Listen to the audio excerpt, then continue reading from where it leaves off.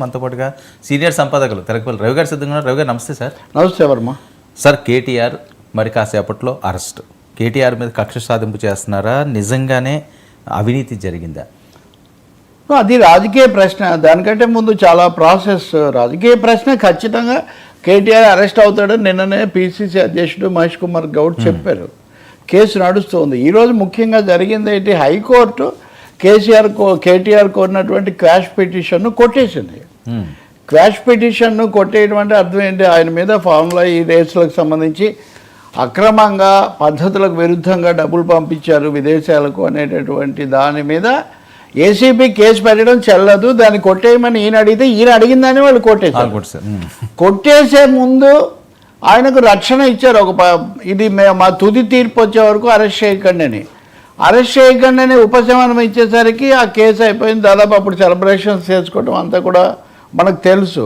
KTR arrest అనేది ఇప్పుడు రాజకీయ రంగంలో కీలకమైన అంశంగా అరెస్ట్ అవుతుందా ఏమవుతుందా ఎట్లా ఉన్నా కేటీఆర్ సెంట్రల్ పాయింట్. నేను మీకు చెప్పే అల్లు అర్జున్ అరెస్ట్ నుంచి నెక్స్ట్ కేటీఆర్ అరెస్ట్ మీదకి రాబోతుంది. మధ్యలో గేమ్ చేంజర్ వచ్చారు. గేమ్ చేంజర్ రావడానికి ఇంకా 10వ తారీఖు వరకు సమయం ఉంది కాబట్టి మీడియా కోణంలో చూస్తే ఇప్పుడు కేటీఆర్ అరెస్ట్ అనేది central point. KTR arrest are case what ever it is.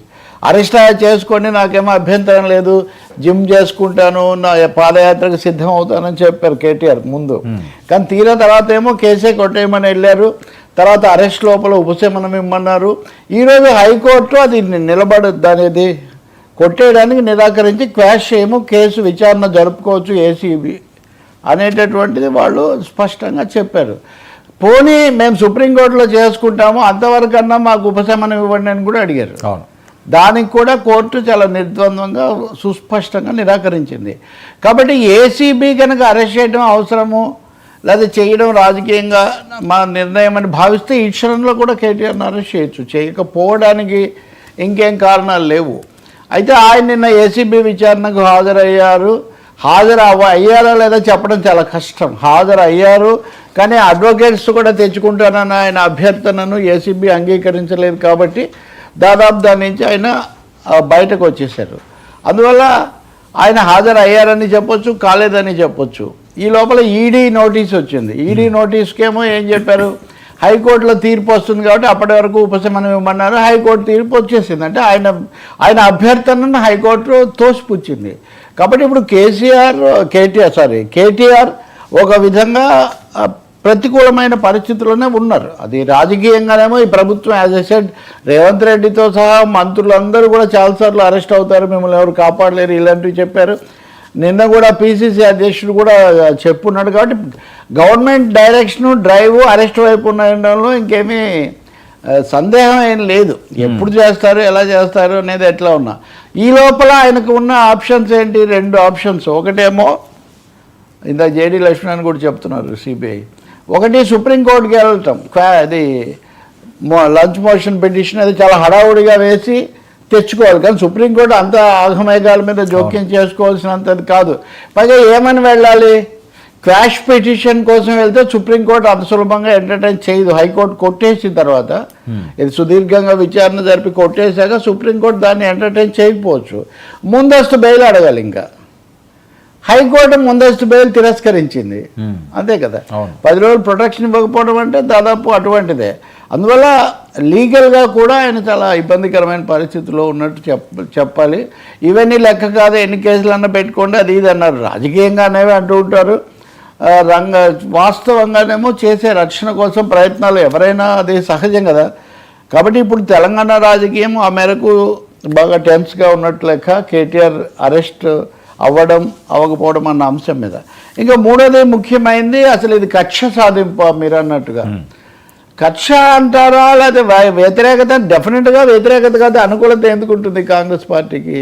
కానీ ఇక్కడ సమస్య అంటే కేటీఆర్ కేసు చాలా క్లిష్టమైనది. ఇది ఇక్కడ ఆయన ఉత్తర్వు ఇచ్చాడు, డబ్బులు పంపించాడు, మంత్రివర్గం అనుమతి తీసుకోలేదు, ఆ తర్వాత అది సంబంధిత శాఖ కూడా కాదు. ఈ డబ్బులు విదేశాలకు ఫారిన్ ఎక్స్చేంజ్లో బ్రిటిష్ పౌండ్లలో పంపించారు. ఆ ఫార్ములా రేసే దానికి ఆ పౌండ్లలో పంపించడానికి విదేశీ మార్గం కింద రిజర్వ్ బ్యాంక్ అనుమతి తీసుకోవాలి, అది కూడా తీసుకోలేదు. అంటే ఉల్లంఘనలు చాలా ఉన్నాయి. తీరా అది జరగలేదు. కాంగ్రెస్ ప్రభుత్వం అమలు చేయలేదు కాబట్టి అనొచ్చు కాంగ్రెస్. మరి మీ తర్వాత ఎవరు వస్తారో తెలియనప్పుడు మీరు ఎందుకు ఇచ్చారు? ఎన్నికల కోడ్ అమల్లో ఉన్నప్పుడు ఈ డబ్బులు పంపించారు కాబట్టి ఆ విధంగా ఎన్నికల కోడ్ కూడా ఉల్లంఘించారనే ఒక ఆరోపణ కూడా ఇక్కడ వస్తుంది. ఈ విధంగా మల్టిపుల్ వీటన్నిటిని మించి నిన్న తాజాగా ఇంకొకటి కూడా బయటకు వస్తూ ఉంది. ఇంకోటి ఇలా పంపినందుకు 8 కోట్ల జరిమానా కూడా పడింది హెచ్ఎండిఏ మీద. ఇది కూడా ఒక పెద్ద 8 కోట్లు అదనంగా, అంటే పంపడమే ఒక తప్పు నిబంధనల ఉల్లంఘన అంటే దానికోసం 8 కోట్లు జరిమానా కూడా కట్టాల్సిన పరిస్థితి. సో వీటన్నిటికీ ఏం సమర్థన లేదు. మీరు ఒక్కటి మటుగా ఆయన సమర్థించుకుంటున్నారు. ఏమని అంటే నేను మంత్రిగా పంపించలేదు, హెచ్ఎండిఏ ఉపాధ్యక్షుడిగా నేను హెచ్ఎండిఏ ఉపాధ్యక్షుడి హోదాలో పంపించాను, దానికి క్యాబినెట్ అప్రూవల్ అవసరం లేదు అంటున్నాడు.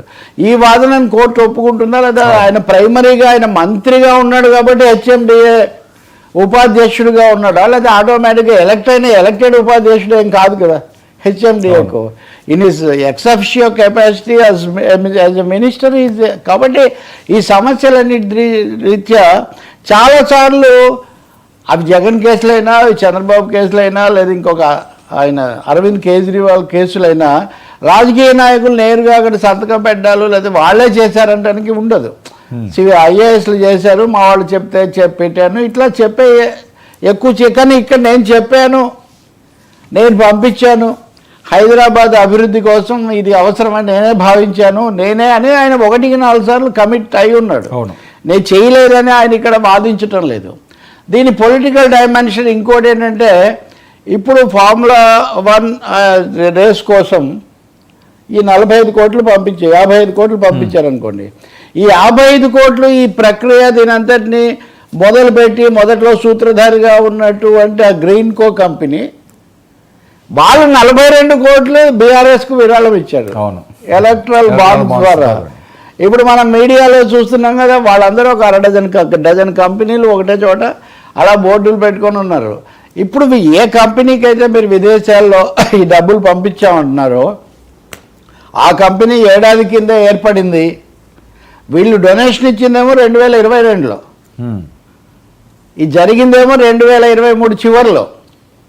అంటే ఆ కంపెనీ కూడా కొత్తదే, వాళ్ళు కూడా మీకు డొనేషన్ ఇచ్చారు కాబట్టి ఇందులో క్విడ్ ప్రోకో, రాజకీయ క్విడ్ ప్రోకో ఏదో ఉందని ఆరోపణ తప్పకుండా వస్తాయి కదా. అవి కాదని మీరు కోర్టులో లీగల్గానో లేకపోతే వాదనతోనో బయటపడితే వేరే విషయం. కానీ నేనేం తినలేదు అనేది ఆయన ప్రధానమైన వాదన. ఉదయం కూడా హరీష్ రావు వాళ్ళ ఇంటి దగ్గర నుంచి వాళ్ళ కేటీఆర్ ఇంటి దగ్గర నుంచి చెప్తున్నారు ఏమని, మేమేం తిన్నారా లేదా వేరే విషయం. మీరు కంపెనీకి పంపించారా, అక్కడ పద్ధతులు పాటించలేదు, ఆ తర్వాత ఎన్నెన్ని మెలికలు తిరిగాయి, ఎక్కడికి పోయా ఎవరు చెప్పగలుగుతారు? మీరు ఇదివరకు రేవంత్ రెడ్డో ఇంకొకరో అందరి మీద ఆయన అరెస్ట్ చేశారు కదా రేవంత్ రెడ్డిని. అందువల్ల చాలా జటిలమైన కేసు అనడంలో ఏం సందేహం లేదు. దీని గురించి తేలిగ్గా మాట్లాడే ఏం కేర్ చేయమో అది ఇది అది అన్నారు, కానీ నిజంగా తీసుకున్నారు. ఈయనతో పాటు ఐఏఎస్ అధికారి అరవింద్ కుమార్, బిఎల్ఎన్ రెడ్డి, పైగా ఇక్కడ ఫిర్యాదు చేసింది కూడా ఎవరు అంటే దానకిషోర్. ఇదివరకు శాఖకు చూసిన ఆయన. అంటే ఇదంతా ఒక అఫీషియల్ ఛానల్లో లీగల్ రూట్లో వెళ్తున్నటువంటి చాలా స్పష్టమైన ఆధారాలు ఉన్న కేసు. ఇక్కడ గుడ్ ఫెయిత్ మీద అంటే కేటీఆర్ మంచోడనో లేదా తినలేదు అది కుదరదు కదా చట్టం ముందు. కుదిరి ఉంటే హైకోర్టు ఒక్క వాక్యమన్నా ఆ విధమైనది చెప్పలేదు. చాలా స్పష్టంగా సమయం తీసుకొని వాళ్ళు దాన్ని తిరస్కరించారు. కాబట్టి ఫైనల్గా సుప్రీంకోర్టు రిలీఫ్ ఇస్తుందా అన్నది ఒక ప్రశ్న. ఇచ్చిన రిలీఫే తప్ప కేసును విచారించకండి చెప్పే అవకాశం చాలా తక్కువ. ఇంకా బీఆర్ఎస్కి ఇప్పటికే కవిత అరెస్ట్ అయ్యి ఒక కేసులో అంత నిరుత్సాహంగా ఉన్న పరిస్థితుల్లో దీంతో పాటు ఇప్పుడు మీకు కాళేశ్వరం దాని మీద జస్టిస్ పినాకి ఘోష్ జరుపుతున్న విచారణ, దాంట్లో ఏమవుతుంది, అందులో కూడా ఎవరు చేశారు అనే అంశం పక్కన పెడితే ఆ అవకతవకలు జరిగాయని దాదాపు సాధారణ అభిప్రాయంగా ఉంది. సో ఇప్పుడు వీళ్ళిద్దరే కాకుండా అటు కేసీఆర్ మీద కూడా ఒక టార్గెట్. సో బీఆర్ఎస్కి ఇది చాలా గడ్డు కాలం కింద లెక్క. ఇంకోటేమో ఆరోపణలు, తీవ్రమైన ఆరోపణలు ఇవన్నీ. ఇక్కడ ఇంకా పెద్ద విషయం ఉంది. ఈ కంపెనీ చాలా తొందరలో పెట్టారు. చలమలశెట్టి సునీల్, చలమలశెట్టి అనిల్. దీని అధినేత చలమలశెట్టి అనిల్, కానీ అసలు చక్రధారి చలమలశెట్టి సునీల్ అని. ఈ సునీల్ ప్రజారాజ్యం తరఫున పోటీ చేశాడు, టీడీపీ తరఫున పోటీ చేశాడు, వైసీపీ నుంచి పోటీ వైసీపీ తరఫున పోటీ చేశాడు, అన్ని పార్టీలతో దగ్గరగా ఉంటాడు. అంటే రాజకీయాలు ఇవన్నీ కూడా ఎలా పెనవేసిపోతున్నాయనడానికి ఆ గ్రీన్ కో కథ కూడా ఒక ఉదాహరణలాగా ఉంది. ఇప్పుడు తర్వాత మళ్ళీ మళ్ళీ ఏం జరుగుతుందో మనం చెప్పలేం, కానీ ఈ రీత్యా రాజకీయంగా కూడా ఇది ఒకరినొకరు పెద్ద అనగలిగిన పరిస్థితి కూడా లేదు. ఇది జరిగింది తెలంగాణలో. ఈ కొద్ది సంవత్సరాల్లో 1,00,000 కోట్ల పోలీసులే నిర్ణయిస్తారని మనం చెప్పగలిగింది ఏం లేదు. రాజకీయ కారణాలతో ఇలాంటివి చాలా అరెస్టులు దేశవ్యాప్తంగా పైనుంచి కింది వరకు కూడా జరుగుతున్నాయి. కాబట్టి ఇప్పుడు రాజకీయంగా రేవంత్ రెడ్డి వర్సెస్ కేటీఆర్ యుద్ధం రోజు మనం తప్పదు ఊచలు లెక్క పెట్టిస్తాము, మీ కథ అయిపోయింది ఈ పద్ధతిలో మాట్లాడుతున్నారు. కాబట్టి చాలా సీరియస్, వెరీ సీరియస్ కేసు కింద చాలా లెక్క. నేను ఉదయం కేటీఆర్ కాసేపట్లో మాట్లాడతాడన్నారు, నిజానికి కేటీఆర్ మాట్లాడలేదు. తర్వాత హరీష్ రావు మాట్లాడారు.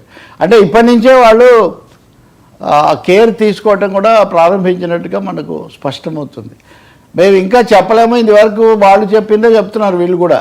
మా లాయర్లతో సంప్రదిస్తున్నాము, లీగల్ ఎక్స్పర్ట్స్తో సంప్రదించి దాన్ని బట్టి మేము చెప్తాము అని. అంటే రాజకీయ వాదన దశ దాటింది ఇది. అవును, ఇట్స్ ఏ లీగల్ దీంట్లోకి వచ్చింది. ఏం జరుగుతుందన్నది ఇంకా మనం చూడాలి. ఇబ్బందికరమైన కేసీఆర్ బయటికి రావట్లేదు ఎక్కువ. కాస్త ఎక్కువగా కనిపించిన కేటీఆర్ ఏమో ఇప్పుడు ఈ విధమైన చిక్కుల్లో పడుతున్నారు. సార్ ఏం జరుగుతుందో మనం చూడాలి.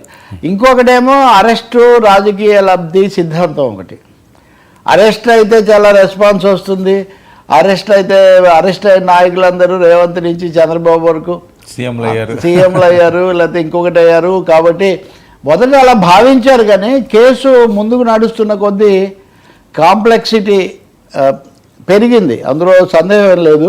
సో దీని నుంచి లేకుండా చూసుకోవటమే చాలా మంచిదని. ఇది అవినీతి ఆ చట్టంలో 13(1)A దాని కిందికి రాదు అని వీళ్ళు బలంగా చెప్తున్నారు, కానీ సెక్షన్ 409 కింద ఇది తప్పకుండా వస్తుంది అని ప్రభుత్వం వాదిస్తుంది. చాలాసేపు వాదనలు జరిగాయి కూడా.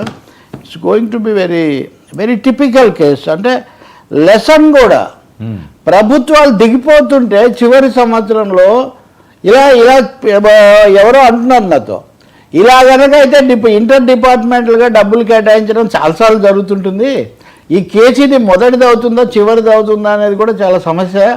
ఇంకా చాలా అంశాలు కూడా ఈ దృష్టితో చూస్తే ఇంకా బయటికి రావచ్చు అనే మాట కూడా వినిపిస్తూ ఉంది. ఇంకా మరి రాజకీయంగా కేటీఆర్ జైల్లోకి వెళ్ళి ఇది పొలిటికల్గా ప్రయోజనం